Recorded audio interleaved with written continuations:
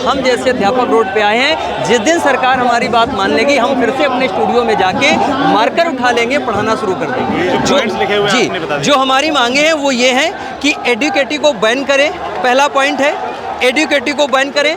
दूसरा पॉइंट है exam calendar जो के साथ साथ इसी नोटिस में रिजल्ट डेट भी जारी करें और एग्ज़ाम कैलेंडर का मंथ फिक्स करें प्रत्येक ईयर में। तीसरा मैंने पॉइंट लिया है नॉर्मलाइजेशन की प्रक्रिया को और पारदर्शी करें, जिससे हर एक स्टूडेंट को समझ में आए। होता क्या है, किसी शिफ्ट में किसी बच्चे के 50 नंबर 60 नंबर बढ़ जाते हैं, किसी बच्चे के 10 नंबर कम हो जाते हैं, इससे बहुत ज़्यादा डिफरेंस क्रिएट हो जाता है। चौथा मैंने यहाँ पर लिया है जो एग्ज़ाम का लेवल है वो उसके क्वालिफिकेशन के अकॉर्डिंग हो। बहुत बार ऐसा होता है कि एमटीएस के एग्जाम में ग्रेजुएशन लेवल के क्वेश्चन पूछ देते हैं और ग्रेजुएशन वाले में एमटीएस के लेवल के पूछ देते हैं। अगला मेरा पॉइंट है कि किसी भर्ती में सफल हुए अभ्यर्थियों की नियुक्ति उसी भर्ती के आने से पहले कर दें। इसका मतलब ये है कि जैसे मान लीजिए एसएससी सीजीएल 2025 में जो विद्यार्थी सिलेक्ट हुए हैं, एसएससी सीजीएल 2026 में जो वैकेंसी आएगी उससे पहले 25 वालों की ज्वाइनिंग करा दें, जिससे कि वो 26 में अटेम्प्ट ना दें, जो बाकी डिजर्विंग बच्चे हैं उनको मिल जाए। इसके बाद में जो हमने अगला पॉइंट लिया है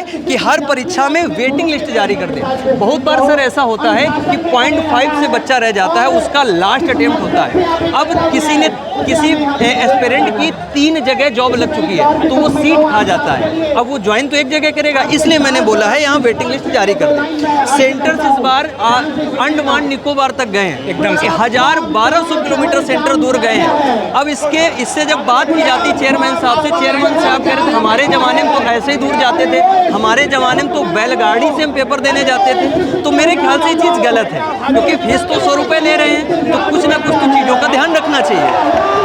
इसके बाद में ये है सेंटर वहाँ पर दे जहाँ हमारी बहनें भाई आराम से पहुँच सके, कन्वेंस हो वहाँ पर। अगला मैंने पॉइंट लिया है कि इस बार क्या हुआ, फेज 13 के एग्जाम में बाउंसरों से बच्चों को पिटवाया गया है, वो बहुत गलत चीज़ है। तो ये हमारा अनुरोध है, आग्रह है सरकार से भी, चेयरमैन साहब से भी कि प्रशिक्षित स्टाफ रखे जिसको थोड़ा बहुत नॉलेज हो। बहुत बार क्या होता है टेक्निकल इश्यूज होते हैं, सर्वर काम नहीं कर रहा, सिस्टम काम नहीं कर रहा, बच्चा पेपर दे रहा, उसका मेंटल स्टेटस हिल जाता है, वो घबरा जाता है, तो उसको एटलीस्ट सही कर दे, उस पर हावी ना हो। इस प्रकार से प्रशिक्षित स्टाफ हो।